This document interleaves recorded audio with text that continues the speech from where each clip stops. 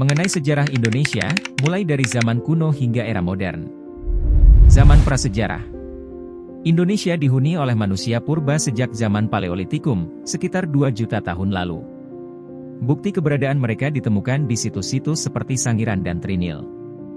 Homo erectus, dikenal sebagai manusia Jawa, ditemukan oleh Eugene Du Bois pada tahun 1891 di Trinil, Jawa Timur. Fosil ini menjadi salah satu bukti evolusi manusia.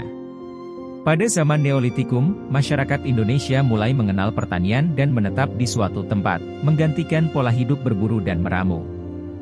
Budaya perunggu berkembang di Indonesia sekitar 500 SM, dengan ditemukannya nekara dan kapak perunggu, yang menunjukkan adanya hubungan dengan kebudayaan Dongson di Vietnam. Kerajaan Hindu-Buddha. Kerajaan Kutai di Kalimantan Timur merupakan kerajaan Hindu tertua di Indonesia, didirikan pada abad ke-4 Masehi. Raja Mulawarman dikenal karena kedermawanannya terhadap para Brahmana. Tarumanagara di Jawa Barat berkembang pada abad ke-5 M, dengan Raja Purnawarman yang terkenal meninggalkan prasasti-prasasti yang menunjukkan sistem irigasi yang maju.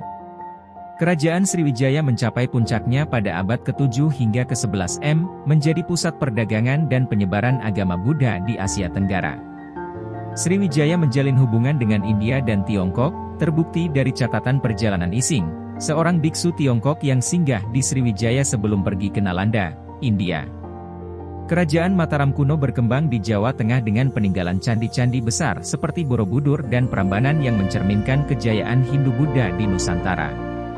Dinasti Sanjaya dan dinasti Shailendra merupakan dua dinasti yang pernah berkuasa di Mataram kuno, dengan pengaruh Hindu dan Buddha yang kuat.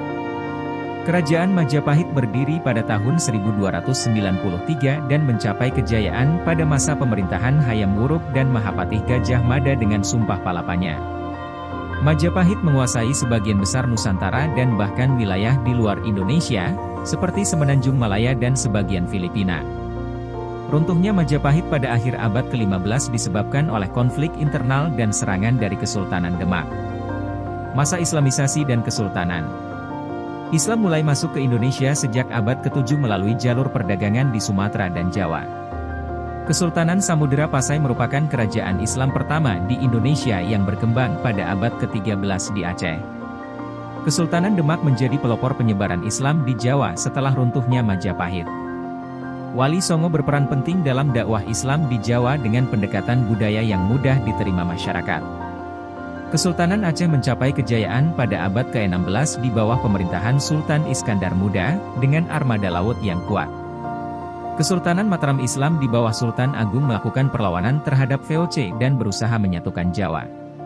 Kesultanan Banten menjadi pusat perdagangan rempah-rempah.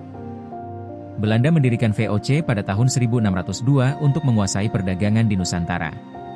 Perlawanan terhadap VOC dilakukan oleh Sultan Agung dari Mataram, yang 2 kali menyerang Batavia pada 1628 dan 1629. Sultan Hasanuddin dari Makassar berjuang melawan Belanda dalam Perang Makassar pada abad ke-17. Perlawanan rakyat Aceh terhadap Belanda berlangsung selama puluhan tahun, dipimpin oleh Teku Umar dan Kat Nyakdin. Perang Diponegoro, 1825-1830, adalah perang terbesar melawan Belanda, dipimpin oleh Pangeran Diponegoro. Sistem tanam paksa, kultur stelsel, yang diterapkan Belanda pada abad ke-19 menyebabkan penderitaan besar bagi rakyat. Kebangkitan Nasional dan Pergerakan Kemerdekaan. Budi Oetomo didirikan pada 20 Mei 1908 dan menjadi tonggak kebangkitan nasional. Sarekat Islam muncul sebagai organisasi massa yang memperjuangkan hak-hak ekonomi dan sosial rakyat Indonesia. Indische Partij yang didirikan oleh Douwe Dekker, Cipto Mangunkusumo, dan Ki Hajar Dewantara memperjuangkan kemerdekaan Indonesia. Soekarno dan Hatta berperan penting dalam pergerakan nasional melalui Partai Nasional Indonesia, PNI, dan pergerakan lainnya. Sumpah Pemuda 28 Oktober 1928 memperkuat semangat persatuan bangsa. Proklamasi Kemerdekaan dan Revolusi. Jepang menduduki Indonesia pada 1942 dan membubarkan pemerintahan kolonial Belanda. Pada 17 Agustus 1945, Soekarno dan Hatta memproklamasikan kemerdekaan Indonesia di Jakarta. Revolusi fisik terjadi antara 1945 hingga 1949 dengan perlawanan rakyat terhadap Belanda yang ingin kembali menjajah Indonesia. Pertempuran Surabaya 10 November 1945 menjadi simbol perjuangan rakyat melawan Belanda. Konferensi Meja Bundar pada 1949 mengakhiri agresi militer Belanda dan mengakui kedaulatan Indonesia. Masa Orde Lama dan Orde Baru. Demokrasi liberal, 1950 hingga 1959, diwarnai ketidakstabilan politik karena seringnya pergantian kabinet. Soekarno memberlakukan demokrasi terpimpin pada 1959 untuk memperkuat kontrol pemerintahannya. Gerakan 30 September 1965, G30S, menyebabkan jatuhnya kekuasaan Soekarno. Soeharto mengambil alih kekuasaan dan memulai Orde Baru yang berfokus pada stabilitas dan pembangunan ekonomi.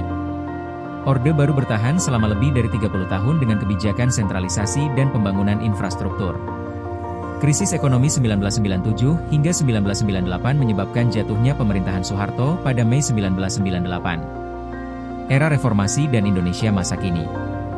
B.J. Habibie menjadi presiden pertama di era reformasi dan memperkenalkan kebebasan pers serta pemilu yang demokratis. Pemilu 1999 menjadi pemilu demokratis pertama setelah Orde Baru. Gus Dur dan Megawati memimpin Indonesia dengan berbagai tantangan di era transisi. Susilo Bambang Yudhoyono menjabat 2 periode dan fokus pada stabilitas ekonomi serta modernisasi militer. Joko Widodo memulai program infrastruktur besar-besaran dan reformasi birokrasi. Indonesia terus berkembang sebagai negara demokrasi dengan ekonomi terbesar di Asia Tenggara. Tantangan masa depan meliputi pemerataan pembangunan, digitalisasi ekonomi, dan PEN. Semoga video ini bermanfaat. Ingat, setiap langkah kecil membawa perubahan besar. Sampai jumpa di kesempatan berikutnya.